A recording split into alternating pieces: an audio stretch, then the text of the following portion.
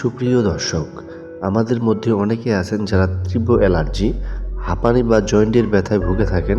আর এই ধরনের সমস্যায় ডাক্তাররা প্রায় এই ওষুধটি সাজেস্ট করেন বা প্রেসক্রিপশনে লেখেন। আপনি কি জানেন এই ওষুধটি আসলে কী কাজ করে? এটি সাধারণ কোনো ব্যথানাশক নাকি এর পেছনে কোনো রহস্য আছে?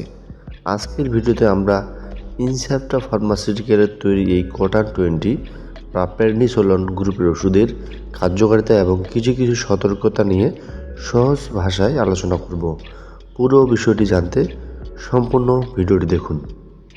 শুরুতে জেনে নেওয়া যাক কোটান 20 আসলে কী ধরনের ওষুধ। এটি মূলত একটি কর্টিকোস্টেরয়েড গ্রুপের ওষুধ। সহজ ভাষায় বলতে গেলে এটি আমাদের শরীরের রোগ প্রতিরোধ ক্ষমতা বা ইমিউনিটি সিস্টেমকে কিছুটা নিয়ন্ত্রণ করে শরীরের যে কোনো অংশের তীব্র ব্যথা বা লালচে ভাব বা ফোলা ভাব দ্রুত কমিয়ে আনতে সাহায্য করে। এটি কোনো সাধারণ অ্যান্টিবায়োটিক বা সাধারণ ব্যথানাশক ওষুধ নয়। ডাক্তাররা সাধারণত যে কোনো সমস্যার ক্ষেত্রে কোটান দিয়ে থাকেন। চলুন দেখে নিই এর প্রধান কার্যকারিতা কী। যেমন তীব্র অ্যালার্জি বা হাঁপানি। যদি আপনার হঠাৎ তীব্র শ্বাসকষ্ট বা অ্যাজমার অ্যাটাক হয় কিংবা এমন কোনো অ্যালার্জি হয় যা সাধারণ ওষুধের কমছে না, তখন ফুসফুসের শ্বাসনালীর ফোলাভাব কমাতে এটি ব্যবহার করে থাকেন।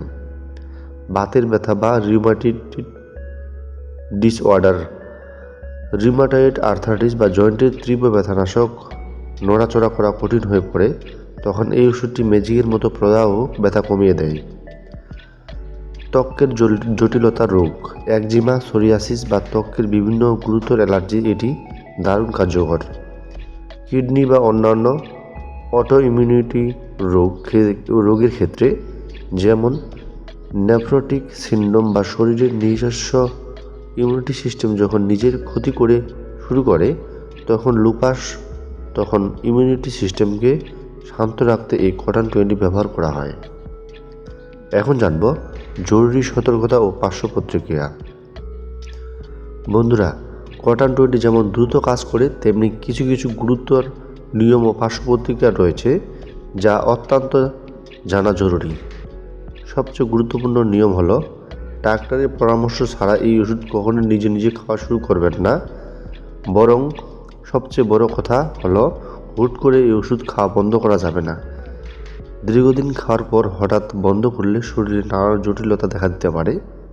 আর ডাক্তার যেভাবে ধীরে ধীরে ডোজ কমিয়ে আনবে সেটি আপনাকে ফলো করতে হবে।